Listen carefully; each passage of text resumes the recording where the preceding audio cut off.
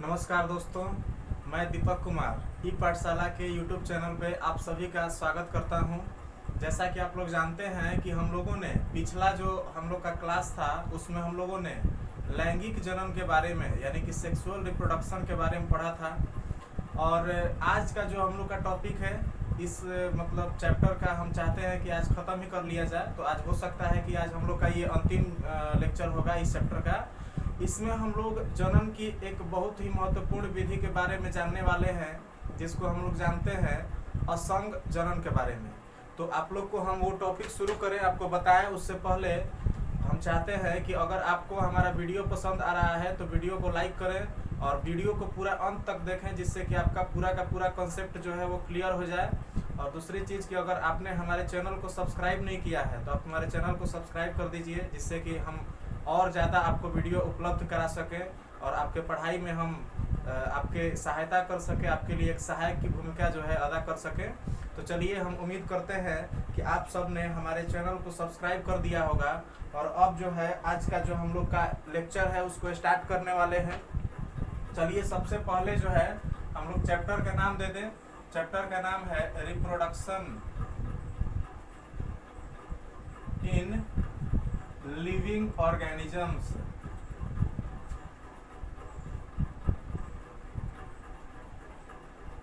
चलिए, ये हमारा चैप्टर है आज का। और इस चैप्टर में जैसे कि हमने पिछला जो 2 क्लास लिया तो उसमें हमने आपको बताया सबसे पहले जो है कि जनन होता क्या है और जीवों में यह किस तरह से जरूरी है, ये हमने बताया था। इसके बाद में हम लोगों ने अलैंगिक जनन और जो लैंगिक जनन की विधि है उसके बारे में हम लोगों ने पढ़ लिया है। ठीक है, आज का जो हम लोग का मेन जो क्लास होने वाला है इसमें हम लोग पढ़ेंगे असंग जनन के बारे में। ठीक है, असंग जनन। और असंग जनन की अगर हम बात करें, असंग जनन या एपोमिक्सिस, तो एपोमिक्सिस की अगर हम बात करें, एपोमिक्सिस की अगर बात की जाए तो हम आपको बता दें कि एपोमिक्सिस जो है इसको प्रारूपिक तौर पे अगर देखा जाए तो अलैंगिक जनन की श्रेणी में ही रखा जा सकता है, क्योंकि इसकी जो सबसे प्रमुख विशेषता है वो हम आपको बताएं तो सबसे पहली चीज कि इसमें जो है इसमें ना तो युग्मकों का संलयन होता है और ना ही युग्मक का निर्माण होता है। ठीक है, यानी कि ध्यान दीजिए, जैसे कि हम लोगों ने निषेचन जो पढ़ा, जो हम लोगों ने अलैंगिक जनन पढ़ा था, तो अलैंगिक जनन में भी हमने आपको क्या बताया था कि उसमें ना तो युग्मक बनते हैं और ना ही युग्मकों का संलयन होता है। और सेम टू सेम इसमें भी वही चीज होगा कि पहला चीज इसमें जो है युग्मक नहीं बनेंगे। ठीक है, युग्मक नहीं बनते हैं, युग्मक नहीं बनते हैं। और दूसरी चीज अगर इसके बारे में हम आपको बताएं तो दूसरा चीज ये है कि इसमें निषेचन भी नहीं होता है। ठीक है, निषेचन भी नहीं होता है। तो चलिए समझते हैं, यानी कि असंग जनन की वह प्रक्रिया है जिसमें युग्मक जनन और निषेचन हुए बिना ही नए जीव की उत्पत्ति हो जाती है। ठीक है, असंग जनन में क्या होता है तो युग्मक जनन और निषेचन के बिना ही नए जीव की उत्पत्ति हो जाती है, और इस प्रोसेस को ही हम लोग असंग जनन कहते हैं। लेकिन अलैंगिक जनन की अपेक्षा इसमें थोड़ी सी भिन्नता पाई जाती है। जैसे कि अलैंगिक जनन के बारे में जब हम लोग पढ़ रहे थे तो उसमें हम लोगों ने देखा था कि अलैंगिक जनन जीव जो प्रक्रिया है वो मुख्य रूप से जो निम्न श्रेणी के जो जीव हैं उनमें होता है। अलैंगिक जनन की क्रिया किसमें होती है तो जो निम्न श्रेणी के जीव होते थे उनमें होती थी। और आमतौर पर अगर देखा जाए तो असूत्री विभाजन जो कोशिका विभाजन का प्रकार है वो उसमें होता था। लेकिन अगर इसमें हम बात करें तो ये ऐसे जीवों में होता है, असंग जनन ऐसे जीवों में होता है जिनमें जो है लैंगिक जनन की क्षमता पाई जाती है। ठीक है, असंग जनन लैंगिक जनन की जिनमें क्षमता पाई जाती है वैसे जीवों में भी ये पाया जाता है। यानी कि लैंगिक जनन की क्षमता वाले जीवों में अगर युग्मक निर्माण और निषेचन के बिना ही अगर किसी नए जीव की उत्पत्ति हो जाती है तो उस प्रोसेस को ही हम लोग असंग जनन या एपोमिक्सिस कहते हैं। सबसे महत्वपूर्ण चीज एपोमिक्सिस के बारे में हम एक आपको बता दें कि एक व्यक्ति थे जिनका नाम था विंकलर, ठीक है, विंकलर नाम था। उन्होंने सबसे पहले जो है असंग जनन की प्रक्रिया की खोज की थी, ठीक है। विंकलर ने जो है इस प्रक्रिया की खोज की थी 1908 में। और सबसे महत्वपूर्ण चीज आपको बताएं, विंकलर ने 1908 में असंग जनन की प्रक्रिया का खोज किया और जिन जीवों में असंग जनन की क्रिया होती है उन जीवों को या उन प्रजातियों को ही हम लोग असंग जनक कहते हैं, ठीक है, असंग जनक। हम उम्मीद करते हैं कि इतनी सारी बातें आप सभी को समझ में आ गई होंगी। एक बार फिर से रिवाइज करते हैं। असंग जनन की प्रक्रिया वह प्रक्रिया है जिसमें युग्मक जनन या निषेचन के बिना ही नए जीव की उत्पत्ति होती है, ठीक है। ये सबसे महत्वपूर्ण चीज जो कि हम लोग असंग जनन का यहाँ पे डेफिनेशन देखें। दूसरी महत्वपूर्ण चीज कि असंग जनन की प्रक्रिया का खोज जो है, ये आपसे ऑब्जेक्टिव पूछ लेगा परीक्षा में कि असंग जनन की प्रक्रिया की खोज किसने किया था। तो असंग जनन की प्रक्रिया का खोज जो है वो विंकलर ने किया था 1908 ईस्वी में।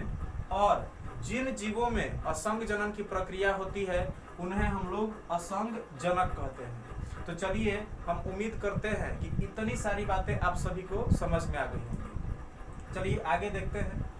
असंग जनन के अगर विधि की हम लोग बात करें तो असंग जनन मुख्य रूप से 2 प्रकार से होता है, ठीक है।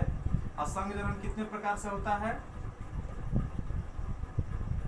तो असंग जनन की प्रक्रिया जो है ये मुख्य रूप से 2 प्रकार से होती है, जिसको अभी हम लोग यहाँ पे समझने वाले हैं, ठीक है। असंग जनन की प्रक्रिया की अगर बात करें तो असंग जनन में जो सबसे पहला हम लोग देखेंगे इसी को हम लोग कहते हैं अनिषेक बीजता, ठीक है, अनिषेक बीजता। सबसे पहली विधि अनिषेक बीजता, यानी कि असंग जनन की 2 प्रक्रियाएं हैं। पहला असंग अनिषेक बीजता और दूसरे की अगर बात करें तो इसी को हम लोग जानते हैं कायिक जनन के नाम से, कायिक जनन, ठीक है। कायिक जनन और अनिषेक बीजता ये 2 प्रकार से असंग जनन की क्रिया जो है वो होती है। इसी को हम लोग एगैनोस्पोर्नी कहते हैं और इसको हम लोग वेजिटेटिव प्रोपेगेशन कहते हैं या वेजिटेटिव रिप्रोडक्शन कहते हैं। तो चलिए इन सब के बारे में भी थोड़ा हम लोग बारी बारी से समझते हैं। सबसे पहले हम लोग अनिषेक बीजता की जो प्रक्रिया है इसी को समझें। तो चलिए ध्यान दीजिए। अनिषेक बीजता, अनिषेक बीजता, अनिषेक बीजता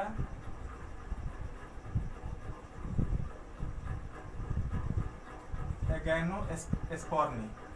अनिषेक बीजता के बारे में हम आपको बता दें कि सबसे पहली चीज कि ये प्रक्रिया जो है ये तो पौधों में होगा, ये तो क्लियर है, क्योंकि बीजों का निर्माण जो है यहाँ पे अगर दिख रहा है तो मतलब सीधी सी बात है कि ये पौधों में ही होगा, ठीक है। तो चलिए ध्यान दीजिए। इसके बाद में अगर हम देखें तो सबसे महत्वपूर्ण चीज कि अनिषेक बीजता की जो प्रक्रिया है, ठीक है। तो अनिषेक बीजता की प्रक्रिया में अगर देखा जाए तो सबसे पहली चीज कि इसमें निषेचन नहीं होगा। जैसे कि यहीं पे हम लोगों ने क्लियर कर लिया है कि जो असंग जनन की प्रक्रिया है तो असंग जनन की प्रक्रिया में युग्मक का निर्माण नहीं होगा, निषेचन नहीं होगा, ठीक। तो यहीं पे हम आपको बता दें कि इसमें निषेचन की क्रिया नहीं होती है और बिना निषेचन के ही भ्रूण का विकास हो जाता है, ठीक है। निषेचन नहीं होता है, ठीक, यहाँ पर भी नहीं होता है। तो चलिए ध्यान दीजिए। अनिषेक बीजता वह प्रक्रिया है जिसमें निषेचन के बिना ही, निषेचन और अर्धसूत्रण के बिना ही बीजों का निर्माण हो जाता है, ठीक है। यहाँ पे अर्धसूत्रण नहीं होगा। अर्धसूत्रण इसलिए नहीं होगा क्योंकि इसमें युग्मक तो बनते नहीं है और अर्धसूत्री विभाजन के फलस्वरूप युग्मक यानी कि अगुणित कोशिकाओं का ही निर्माण होता है। तो हम समझ रहे हैं कि आपको समझ में आ रहा होगा ये चीज। तो चलिए ध्यान दीजिए, अनिषेक बीजता वह प्रक्रिया है जिसमें अर्धसूत्रण तथा निषेचन के बिना ही भ्रूण का विकास हो जाता है। तो उस प्रक्रिया को ही हम लोग क्या कहेंगे, अनिषेक बीजता कहेंगे। यानी कि अर्धसूत्रण और निषेचन के बगैर भ्रूण के विकास की प्रक्रिया को हम लोग अनिषेक बीजता कहेंगे। चलिए हम उम्मीद करते हैं कि आप सबको समझ में आया होगा। इसके बाद में आगे का जो टॉपिक है उसको हम लोग स्टार्ट करें। चलिए इससे पहले आप इन सारी बातों को नोट कीजिए।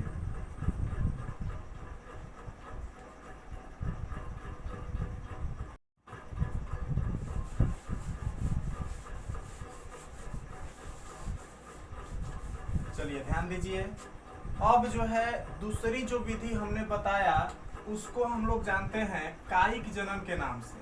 ठीक है, कायिक जनन, और कायिक जनन को ही हम लोग कहते हैं वेजिटेटिव रिप्रोडक्शन।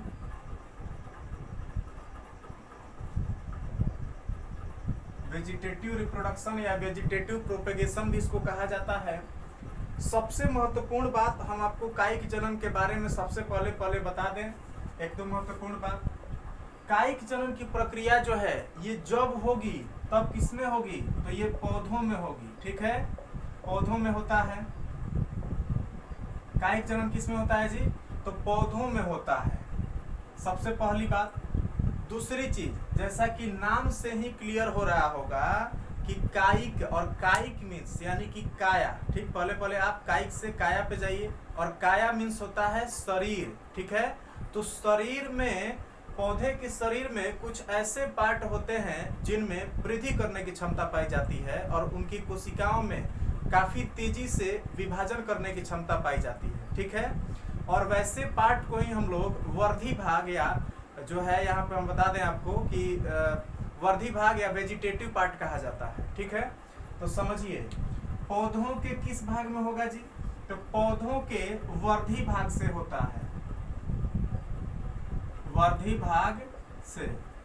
यानी कि ध्यान दीजिए, अब यहीं से डेफिनेशन हम बना सकते हैं कि कायिक जनन की प्रक्रिया जो है, कायिक जनन की प्रक्रिया पौधों के वर्धी भाग में होती है।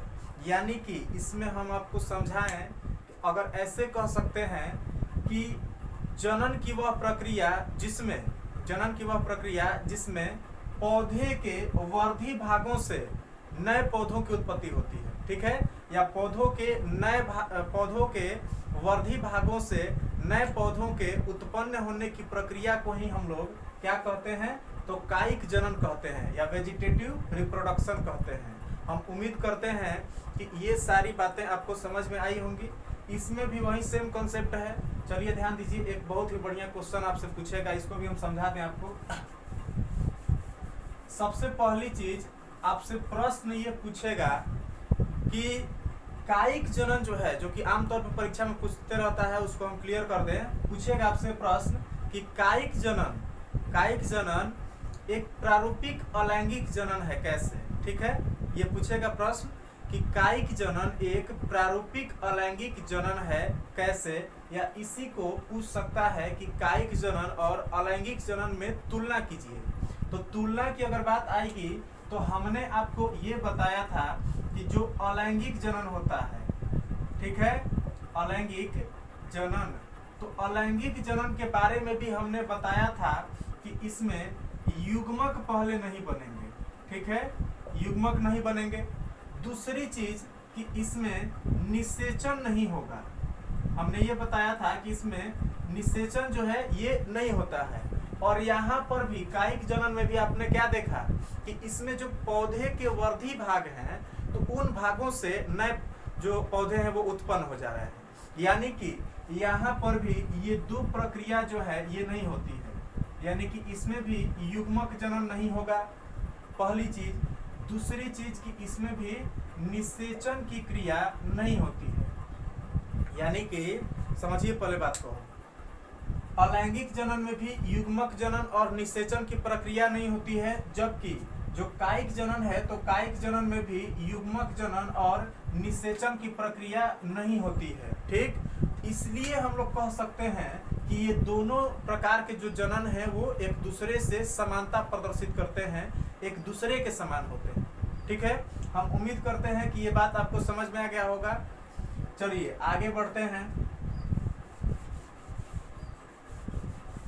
कायिक जनन की अगर हम बात करें तो कायिक जनन जो है ये मुख्य रूप से दो प्रकार से होता है। कायिक जनन मुख्य रूप से कितने प्रकार से होता है? तो ये मुख्य रूप से अगर देखा जाए तो ये दो प्रकार से होता है, जिसमें से जो पहली विधि है इसी को हम लोग प्राकृतिक कायिक जनन कहते हैं। प्राकृतिक कायिक जनन, ठीक है। और दूसरी जो विधि है इसी को हम लोग कृत्रिम कायिक जनन कहते हैं। कृत्रिम कायिक जनन कहते हैं। चलिए हम उम्मीद करते हैं कि ये बात आपको समझ में आ गया होगा। पहला जो है उसको प्राकृतिक कायिक जनन और दूसरे को कृत्रिम कायिक जनन कहते हैं। ठीक है, चलिए ध्यान दीजिए। अब प्राकृतिक कायिक जनन की अगर हम लोग बात करें तो प्राकृतिक कायिक जनन पौधे के जो नेचुरल पार्ट हैं, जैसे कि जड़ हो गया, तना हो गया या पत्तियां हो गई, तो इन सारे के सारे पार्ट से होता है। चलिए ध्यान दीजिए, प्राकृतिक कायिक जनन किससे होगा? तो पहली चीज ध्यान दीजिए, पहला जो है ये होगा जड़ द्वारा, जड़ों द्वारा होगा। प्राकृतिक कायिक जनन पहली जो है वो होगा जड़ों द्वारा। इसके बाद में दूसरा अगर हम बात करें प्राकृतिक कायिक जनन की तो ये पत्तियों द्वारा हो तनों द्वारा हो सकता है। पहली चीज तनों द्वारा, इसके बाद में ये पत्तियों द्वारा हो सकता है। ठीक है, पत्तियों द्वारा। तो इस तरह से हमने क्या देखा कि जड़ों द्वारा, तना द्वारा, पत्तियों द्वारा, और एक और हम आपको बता दें तो ये है पत्र कलिकाओं द्वारा, पत्र कलिका द्वारा। तो इन चार प्रकार के प्राकृतिक अंगों के द्वारा जो है प्राकृतिक कायिक जनन होता है। हम उम्मीद करते हैं कि आपको समझ में आ गया होगा। प्राकृतिक कायिक जनन किसे कहा जाएगा? तो कायिक जनन की वह प्रक्रिया जिसमें जो है कृत्रिम हस्तक्षेप के बिना प्राकृतिक जो पौधों के जो अंग हैं उनसे ही नए पौधे जो है स्वतः उत्पन्न हो जाएं, तो उस प्रक्रिया को ही हम लोग प्राकृतिक कायिक जनन जो है कहते हैं। प्राकृतिक कायिक जनन किसके किसके माध्यम से हो सकता है? तो जड़ों द्वारा हो सकता है, तनों द्वारा हो सकता है, पत्तियों द्वारा हो सकता है और पत्र कलिकाओं द्वारा हो सकता है। अब इसमें जो है जड़ों के जो प्रकार होंगे मुख्य उनके बारे में भी हम लोग तनों के प्रकार को देखेंगे। ठीक है, और उसके बाद में देखेंगे किसमें जो है किस विधि से जनन की क्रिया होगी। अगली चीज अगर हम बताएं तो कृत्रिम कायिक जनन में मुख्य रूप से हम लोग दाब लगाना, कर्तन लगाना, उत्तक संवर्धन, इसके बाद में कली लगाना, गुटी लगाना, इन सारी प्रक्रियाओं के बारे में पढ़ेंगे। सबसे पहला जो है आज का हम लोग का जो मुख्य जो टॉपिक है वो इसी पे आधारित है। आज हम लोग प्राकृतिक कायिक जनन के बारे में एक टेबल के माध्यम से समझेंगे कि प्राकृतिक कायिक जनन जो है वो किसमें किसमें कौन कौन से अंगों के द्वारा होता है, उसको एक टेबल के माध्यम से हम लोग समझेंगे। चलिए ध्यान दीजिए आगे।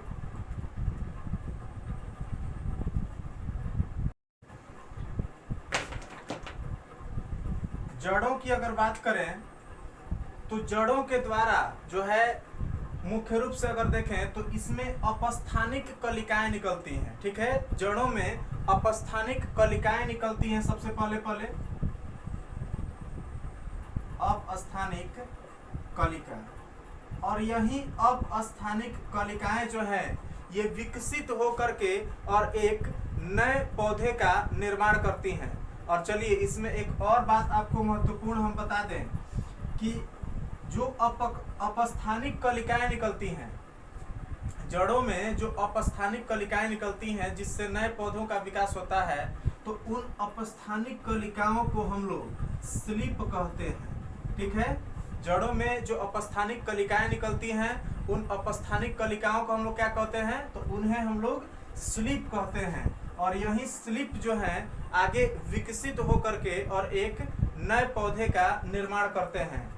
इसके उदाहरण की अगर बात करें कि जड़ों के द्वारा किन किन पौधों में जो है कायिक जनन होता है तो उसमें हम आपको बता दें, सबसे पहला जो है इसी को हम लोग डहेलिया कहते हैं। इसके बाद में और अगर हम देखें तो सीरस जो है, सीरस में भी होता है डहेलिया, सीरस। इसके बाद में और हम आपको बता दें तो जो टीनोस्फोरा, सीसम और उसके बाद में शकरकंद, ठीक है।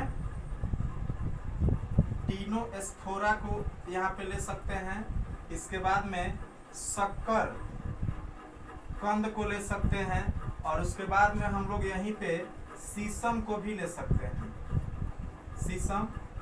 तो इन सभी पौधों में अगर देखा जाए तो जड़ों के द्वारा प्राकृतिक कायिक जनन होता है। आपसे परीक्षा में पूछेगा कि इनमें से किसमें जो है जड़ों के द्वारा कायिक जनन होता है, तो इसमें आप यहाँ पे इसमें से कोई भी रहेगा तो उसको आप आंसर में ले सकते हैं। ये ऑब्जेक्टिव क्वेश्चन यहाँ से बहुत महत्वपूर्ण बनाएगा, जिसके लिए आपको ये चीज याद रहना जरूरी है कि किसमें जो है किस विधि से कायिक जनन होता है, किस संरचना के द्वारा कायिक जनन होता है। अगला अगर हम बात करें तो अगला हम लोग बात करने वाले हैं तनों के बारे में, ठीक है। और तना के बारे में हम आपको बता दें कि तना सबसे पहले ये देखेंगे हम लोग कि कितने प्रकार के होते हैं। तनों के अगर प्रकार की बात करें तो ये मुख्य रूप से 3 प्रकार के होते हैं, जिसमें सबसे पहला जो है इसी को हम लोग भूमिगत तना कहते हैं, ठीक है। पहला भूमिगत तना। दूसरा अगर देखें तो इसी को हम लोग अर्धवायवीय तना कहते हैं, अर्धवायवीय। और तीसरे की अगर बात करें तो इसको हम लोग वायवीय तना कहते हैं। तो इस प्रकार से जो तना है, तना मुख्य रूप से कितने प्रकार का हुआ, तो 3 प्रकार का हुआ। अब इन तीनों में किसको रखा जाएगा उसको हम लोग समझेंगे अब यहाँ पे।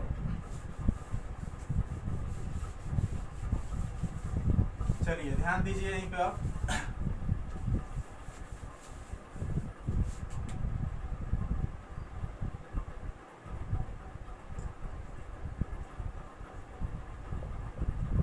तनों का प्रकार, और तनों के प्रकार में सबसे पहला मैंने प्रकार क्या बताया था, भूमिगत तना। पहला जो है इसमें मुख्य रूप से 3 प्रकार थे। पहला था भूमिगत तना, ठीक है। दूसरा जो था इसको हम लोग देखें तो ये था अर्धवायवीय तना, अर्धवायवीय तना। और तीसरा जो था इसको हम लोग देखे थे वायवीय तना के रूप में, वायवीय तना, ठीक है। सबसे पहला जो तना का प्रकार है जिसको हमने अभी देखा भूमिगत तना, तो भूमिगत तना के बारे में सबसे पहले हम लोग समझेंगे, उसके बाद में बारी बारी से इनके बारे में भी देखेंगे। भूमिगत तना की अगर बात करें तो भूमिगत तना मुख्य रूप से 4 प्रकार के होते हैं, ठीक है। भूमिगत तना मुख्य रूप से कितने प्रकार के हुए, तो ये मुख्य रूप से 4 प्रकार के होते हैं, जिसमें सबसे पहला जो है इसी को हम लोग प्रकंद कहते हैं, प्रकंद, ठीक है। सबसे पहला जो है इसी को प्रकंद या राइजोम कहा जाता है, प्रकंद या राइजोम, ठीक। दूसरा जो टाइप होता है भूमिगत तना का उसको हम लोग कंद कहते हैं, ठीक है। प्रकंद, कंद।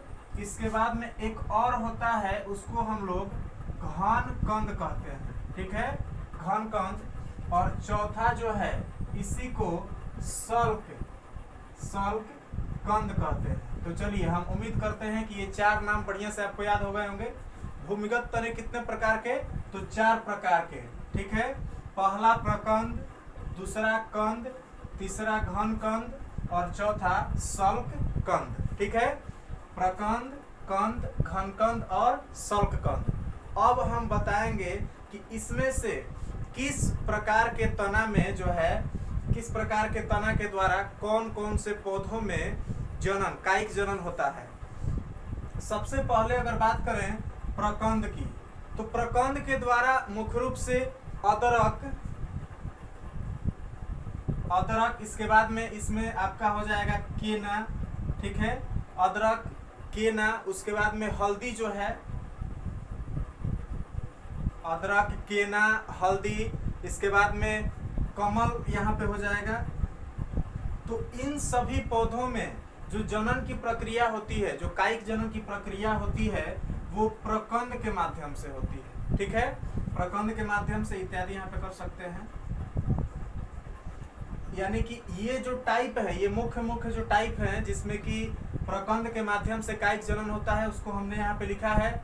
आप इतनी बातों को कम से कम याद रखिएगा जिससे कि आपका ऑब्जेक्टिव जो है परीक्षा में आराम से बन सके। इसके बाद में दूसरा जो टाइप है, इसी को हम लोग कंद कहते हैं, और कंद के माध्यम से सबसे बहुत ही यहाँ पे महत्वपूर्ण एक देता है, और वो है आलू। यानी कि आलू जो है, आलू में कंद के माध्यम से जो है कायिक जनन की क्रिया होती है। आलू में प्राकृतिक कायिक जनन होगा, और प्राकृतिक कायिक जनन किसके माध्यम से होगा, तो ये कंद के माध्यम से होगा, ठीक है।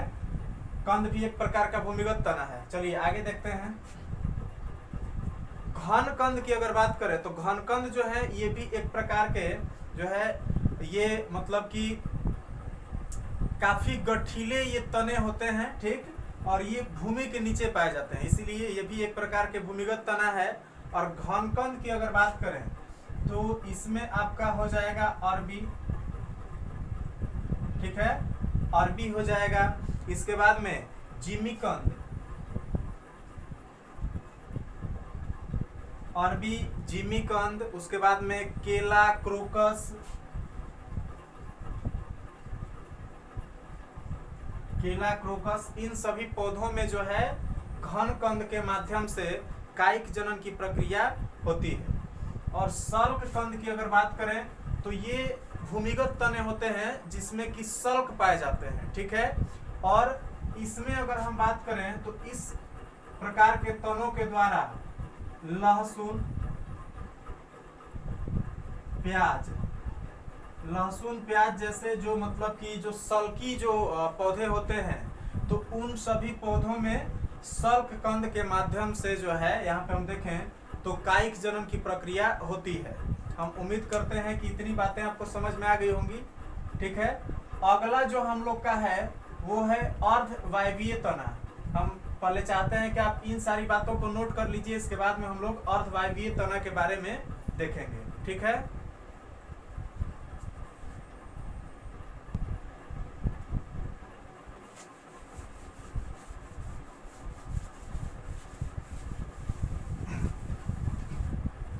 चलिए ध्यान दीजिए, अगला जो हम लोग को तना का प्रकार पढ़ना है वो है अर्धवायवीय तना, ठीक है, अर्धवायवीय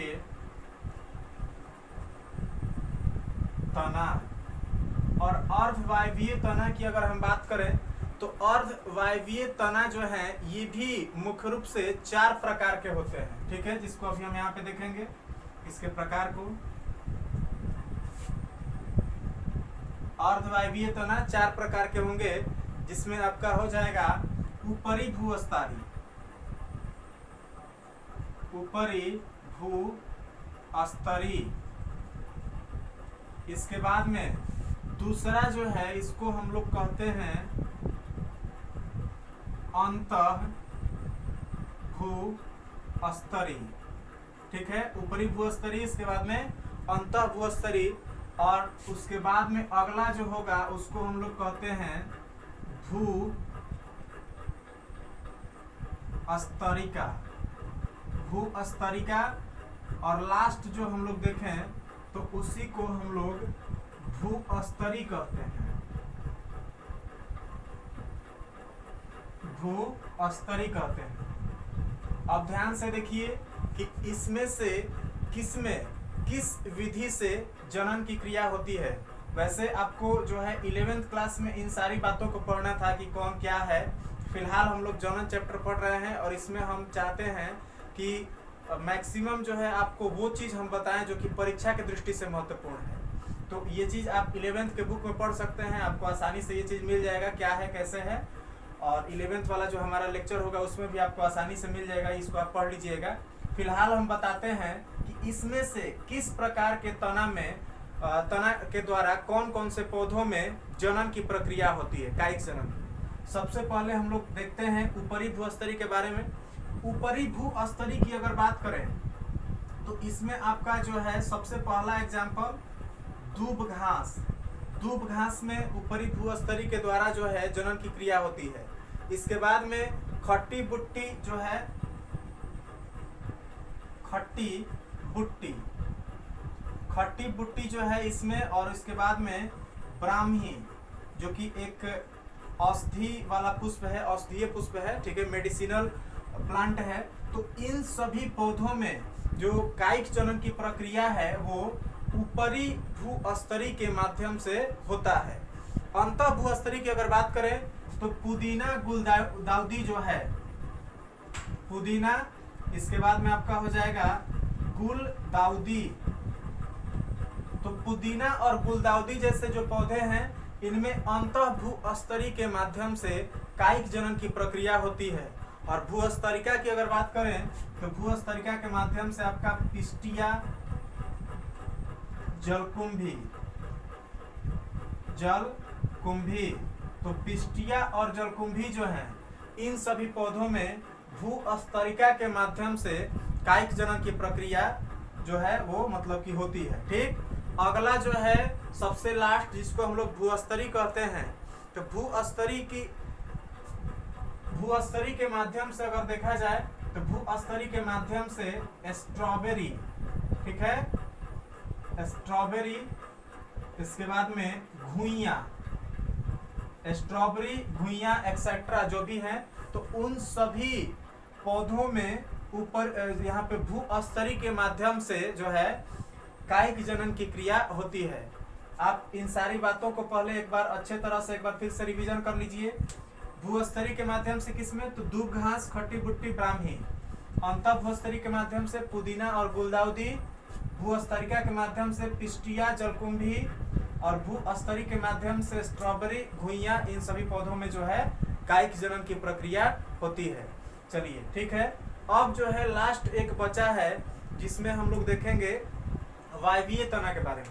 वायवीय तना के कोई विशेष जो है यहाँ पे हम बता दें कि टाइप नहीं होते हैं। वायवीय तना के माध्यम से जो है गन्ना जो है ईख, तो ईख में, और अमरबेल या नागफनी जो है, तो इन सभी पौधों में वायवीय तना के माध्यम से जनन होता है। ठीक है, ईख आपका हो जाएगा, इसके बाद में अमरबेल हो जाएगा, ईख, अमरबेल, या फिर यहाँ पे हम आपको बता दें नागफनी। तो ईख, अमरबेल और नागफनी, इन सभी जो पौधे हैं तो इसमें वायवीय तना के माध्यम से कायिक जनन होता है। चलिए, हम उम्मीद करते हैं कि इतना जो हमने आपको बताया वो चीज़ आपको समझ में आ गया होगा। अब जो है मुख्य रूप से और दो प्रकार के अंग हैं जिससे कि प्राकृतिक कायिक जनन होता है, उसको भी यहीं पे हम लोग देख लें। तीसरा हमने जो अंग आपको बताया था कायिक जनन करने वाले, प्राकृतिक कायिक जनन करने वाले जो तीसरे अंग के बारे में हम लोगों ने देखा था वो था पत्ता, ठीक है, या पत्तियों द्वारा। और पत्तियों द्वारा अगर हम लोग बात करें कायिक जनन की, तो पत्तियों के द्वारा जो है सबसे पहला और सबसे महत्वपूर्ण एग्जाम्पल है ब्रायोफिलम, जिसको कि हम लोग अजूबा के नाम से भी जानते हैं। ठीक है, तो सबसे पहला तो इसमें हो जाएगा आपका ब्रायोफिलम, या इसी को अजूबा कहा जाता है। इसके बाद में आपका हो जाएगा इसमें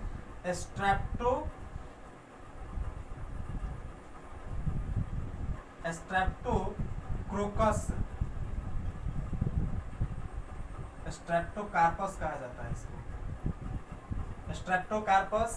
और इसके बाद में बिगोनिया, स्ट्रेप्टोकार्पस, बिगोनिया, ब्रायोफिलम, इन सभी पौधों में अगर देखा जाए तो पत्तियों के द्वारा कायिक जनन की क्रिया होती है, प्राकृतिक कायिक जनन। ठीक है, लास्ट जो हम लोग एक देखने वाले हैं उसी को कहते हैं पत्र कलिका। तो पत्र कलिका के द्वारा जिन पौधों में कायिक जनन होता है उसको भी एक बार हम लोग देख ले। पत्र कलिकाओं के द्वारा मुख्य रूप से लिली और उसके बाद में अनानास। तो लिली और अनानास जो है इन सभी पौधों में अगर देखा जाए तो पत्र कलिकाओं के माध्यम से प्राकृतिक कायिक जनन की क्रिया होती है। इतनी चीज आपको हम उम्मीद करते हैं कि याद हो गया होगा। आप इसको एक बार अच्छे से नोट्स बना करके और याद कर लीजिएगा और एक बार फिर से जो है बुक में इसको एक बार फिर से देख लीजिएगा, क्योंकि उसमें और भी बहुत सारे आपको एग्जाम्पल मिल जाएंगे। हम उम्मीद करते हैं कि इतना सारा एग्जाम्पल अगर आपको पूरी तरह से आपके दिमाग में सेट रहेगा तो फिर आपका ऑब्जेक्टिव इस चैप्टर से यहाँ से नहीं छूटेगा। लेकिन फिर भी एक बार आप लोग बुक में पढ़ लीजिएगा, हो सकता है कि कुछ और भी एग्जाम्पल आपको इसके बारे में मिल जाए। ठीक है, इतना आप पहले नोट कीजिए।